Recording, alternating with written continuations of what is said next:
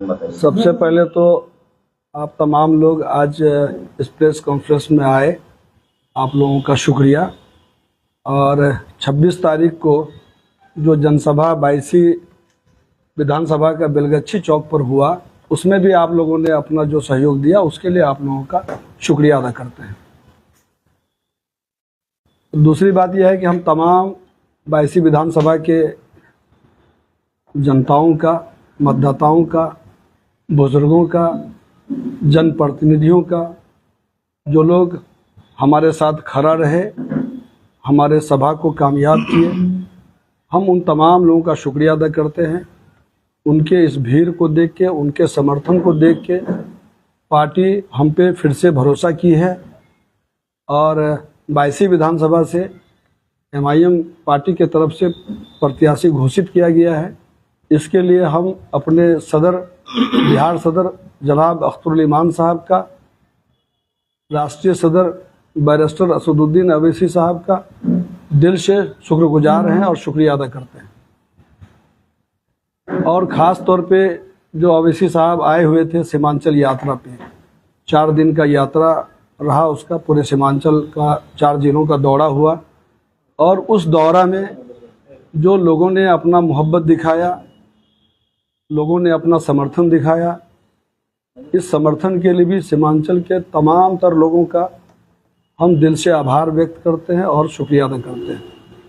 अभी आप लोगों की पार्टी जो है कितने सीटों पर चुनाव लड़ेगी बिहार में एआईएम पार्टी? ये तय हमारे राष्ट्रीय अध्यक्ष को करना है, प्रदेश अध्यक्ष को करना है।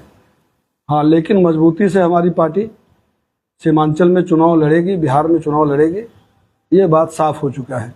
क्योंकि गठबंधन का बहुत प्रयास किया गया, आप लोग इस बात का गवाह हैं, इसके लिए ढोल तक बजाया गया, लेकिन गठबंधन के लोग मुस्लिम अक़लियत को कहीं से हिस्सेदारी के लिए आगे नहीं आ रहे हैं और वो लोग इस वोट को अपना जागीर बना के रखना चाहते हैं।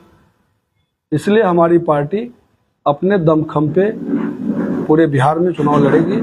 सीट कितना लड़ा जाएगा ये तय हमारे बड़े लीडर करेंगे। एआईएम पार्टी के द्वारा 22 विधानसभा के जनता क्या कहना चाहेंगे? 22 विधानसभा के जनता से हम अपील करना चाहेंगे कि आप एक मुद्दत से कई पार्टियों को सत्ता में आने के लिए अपना समर्थन दिया और आया भी, लेकिन आपका विधानसभा का जो समस्याएं हैं उसका कोई हल नहीं तलाशा जा सका। और केवल 22 विधानसभा नहीं बल्कि पूरा सीमांचल बिहार के नक्शे में एक दाग के रूप में सामने है। यहाँ नदी कटान का बहुत बड़ा समस्या है। नदी कटान में दर्जनों गांव हर साल विलीन हो जाता है, लेकिन उनको किसी तरह का सरकारी सहायता मुहैया नहीं कराया जा सकता है।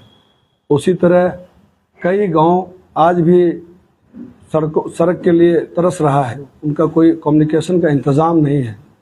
अस्पताल है तो इलाज का इंतज़ाम नहीं है, लोगों को प्राइवेट में इलाज के लिए आज भी मजबूर होना पड़ता है। स्कूल है तो उसका इंफ्रास्ट्रक्चर और उनके अंदर जो पढ़ाई का सिस्टम है वो बीमार पड़ा हुआ है। ये सारा जो आपका समस्या है वो यथावत बना हुआ है। इसलिए हम आपसे अपील करेंगे कि असदुद्दीन अवैसी जब से सीमांचल में आए हैं, सीमांचल का मुद्दा बिहार असेंबली में भी गूंजने लगा है और पूरे हिंदुस्तान में भी सीमांचल का चर्चा होने लगा है। तो हम अपने 22 विधानसभा के तमाम तर जिम्मेदार लोगों से, बुद्धिजीवियों से अपील करेंगे कि आप लोग एक दफ़ा फिर असदुद्दीन अवैसी साहब के साथ, अख्तरुल ईमान साहब के साथ और MIM के साथ मजबूती से खड़ा होइए। अगर जीत दिलाते हैं तो इन समस्याओं का चर्चा भी होगा और हल भी किया जाएगा। जनता के बीच क्या रहेगा सर? जनता के बीच क्या मैनिफेस्टो रहेगा? जो चुनाव रणनीति जब होगी, चुनाव के सरगर्मी तेज हो गया है, लेकिन जनता के पास वोट मांगने दीजिएगा, क्या आपका पहला प्राथमिकता रहेगी जनता की? देखिए, जनता को क्या चाहिए? विकास चाहिए, सुरक्षा चाहिए, सम्मान चाहिए। आज जो प्रखंड में भ्रष्टाचार चरम सीमा पर है, कोई नेता, चाहे वो गठबंधन का हो या NDA गठबंधन का हो, किसी ब्लॉक में जहां MLA गठबंधन का है या जहां MLA NDA का है, कोई भी जनता के इन मुद्दों पे वहाँ पे जाके उनके साथ खड़ा नहीं होता है। ये एक मुद्दा है। दूसरा मुद्दा यह है कि सीमांचल पूरी तरह से बीमार इलाका बन के रह गया है और 22 विधानसभा उसमें सबसे ऊपर है।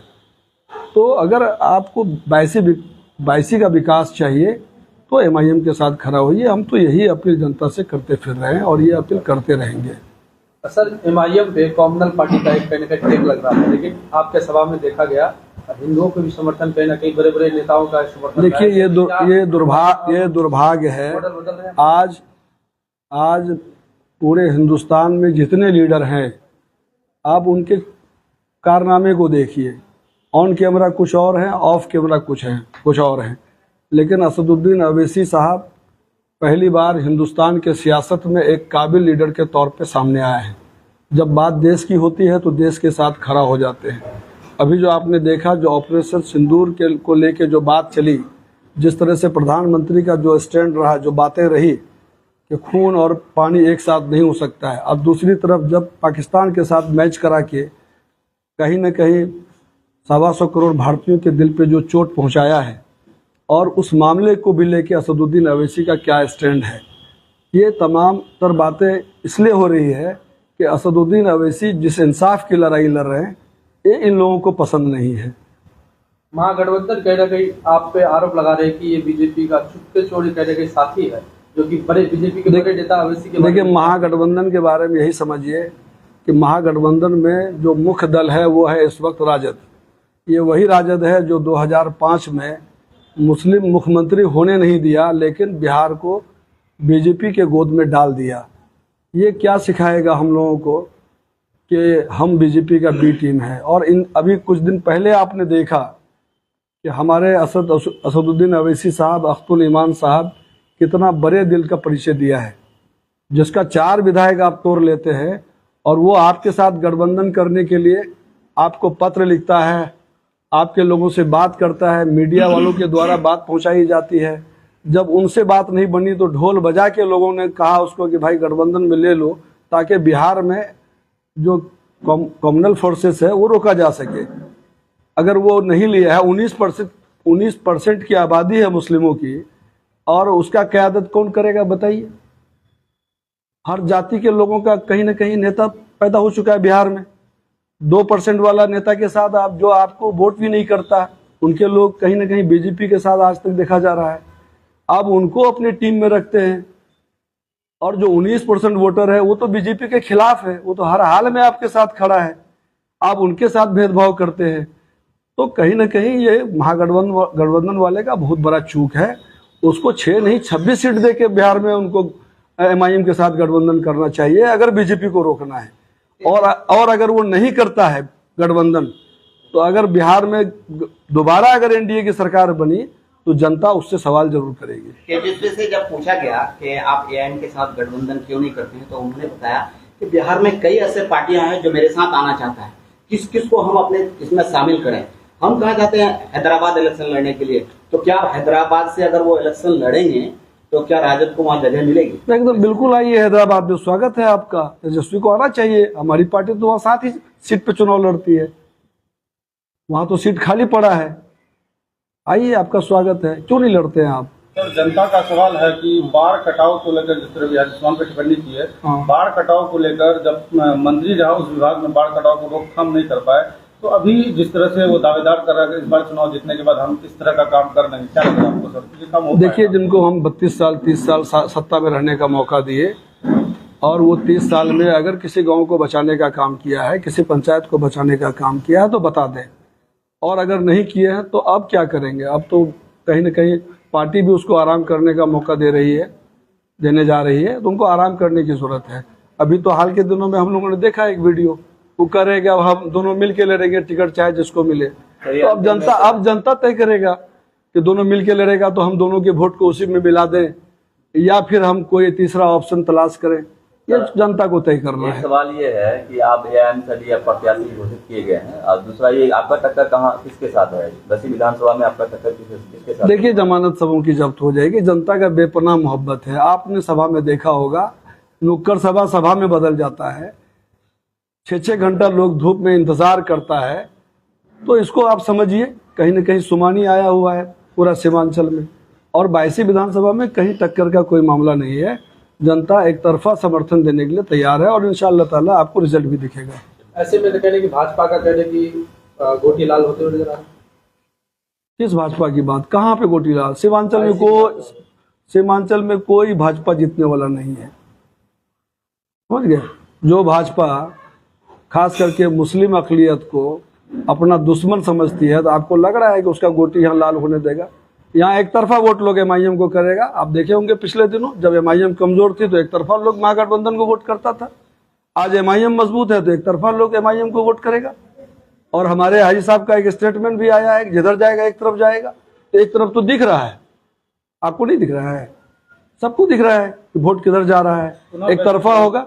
हम आप लोगों को भी, यानी आपका कहने का मतलब ये है पुनः 22 विधानसभा से AM का प्रत्याशी जो जीत दर्ज करेगी इंशाअल्लाह ताला। 22 विधानसभा ही नहीं, 22 विधानसभा में तो ऐतिहासिक जीत होने जा रहा है।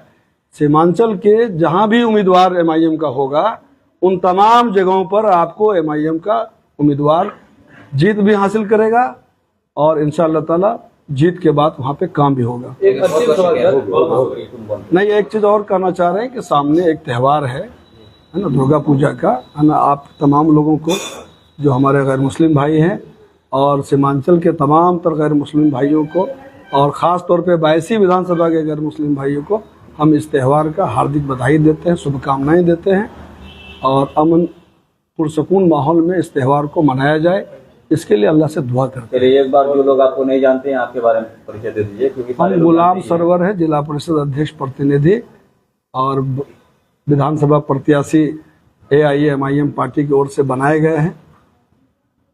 आप लोग आए, आप तमाम लोगों का आने का शुक्रिया।